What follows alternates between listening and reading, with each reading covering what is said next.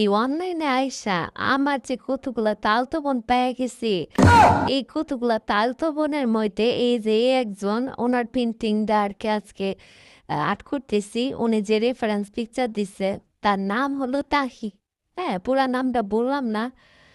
তো এই আপুটা আমাকে পেন্টিং দিছে ফার্স্টে একটা, আমি ওটা কমপ্লিট সম্ভবত করছি, হয়তো বা দিছে, আমার খেয়াল আছে যতটুকু। তো পরবর্তীতে উনি আরেকটা পিকচারটা রেফারেন্স পিকচার, তো মনে হয় এটা, হ্যাঁ আমি আসলে জানি না, আমি তো যখন পিকচার কালেক্ট করতেছিলাম যে ঈদের পরে বা ঈদের সময়কার, তখন এই পিকচারটা আমি দেখছি, মনে হলো উনি, হ্যাঁ। তো যাই হোক, আপুটা এতই অধৈর্য, এত অধৈর্য, মানে আমার মতো আর কি। আমি যেমন কোনো কিছুতে ধৈর্য ধরতে পারি না, এই আপুটাও সেম।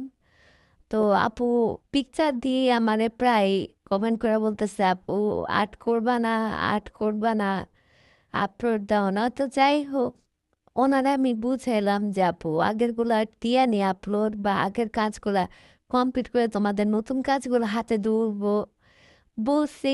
তো সে কি মনে করলো সেটা তো বুঝতে পারলাম না। তো যাই হোক, কেউ আমার উপরে রাগ করো না, আমি কিন্তু সবারটা দিব বলছি, ইনশাল্লাহ দিব। তোমরা একটা জিনিস ভুল বুঝো আর কি, যে আজকে আমি কমেন্ট করে পিকচার দিলাম যে আপু মানে কালকে আপলোড দেবে, এটা কি সম্ভব? আমার তো পিকচারটা কারেক্ট করা লাগবে, তারপরে সেটা আর্ট করা লাগবে, সেটা এডিট করা লাগবে, তারপরে সারা লাগবে, মিনিমাম তো কয়েকটা দিন লাগবে। আর যদি হাতে কোনো কাজ থাকে সেগুলো কমপ্লিট করে সেগুলো আপলোড দেওয়া লাগে। তো যাই হোক, আমি চেষ্টা করি সবারটাই আর্ট করে আপলোড দিতে।